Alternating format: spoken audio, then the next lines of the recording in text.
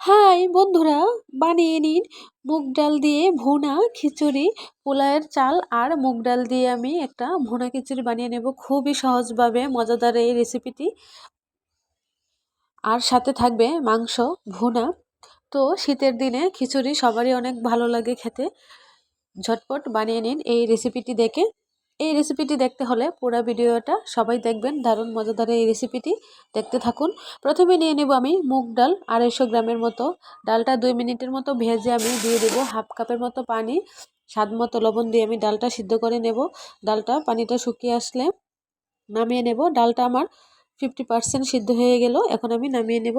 আর নিয়ে নেব হাফ কেজির মতো পোলাওয়ের চাল। চালটা আমি ভালো করে ধুয়ে একটা ছাঁকনিতে জলটা ঝরিয়ে নেব।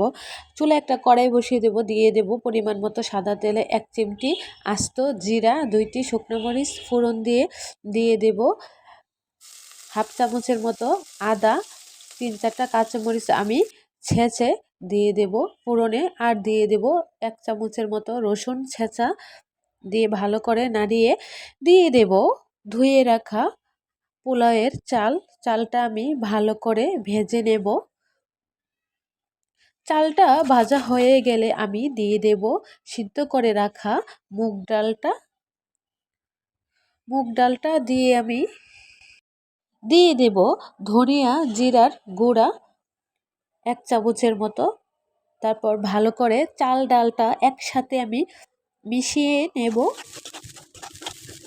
2 মিনিটের মতো ভেজে আমি দিয়ে দেব ছোটো কাপের 1 কাপ গরম পানি। গরম পানিটা দিয়ে আমি নাড়িয়ে নিয়ে ঢাকনা দিয়ে দেব। 2 মিনিট পরে ঢাকনা খুলে আমি দিয়ে দেব 3-4টা টমেটো টুকরো করে কেটে, আর দিয়ে দেব 3টা কাঁচামরিচ দিয়ে আমি ভালো করে নাড়িয়ে 5 মিনিটের মতো আমি মিডিয়াম জালে রান্না করে নেব এই খিচুড়িটা।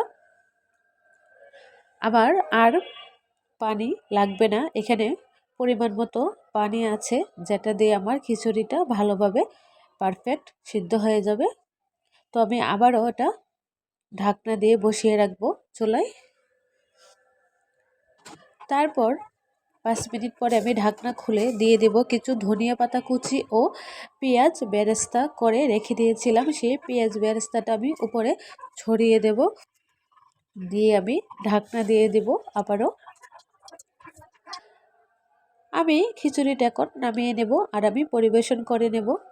এই মজাদার ভুনা খিচুড়িটা এভাবে যদি রান্না করে খান, মুখে লেগে থাকার মতো, এতটাই মজাদার। নতুন নতুন সহজ রান্নার রেসিপি পেতে হলে সবাই আমার পেজটা ফলো করে পাশে থাকবেন। সবাইকে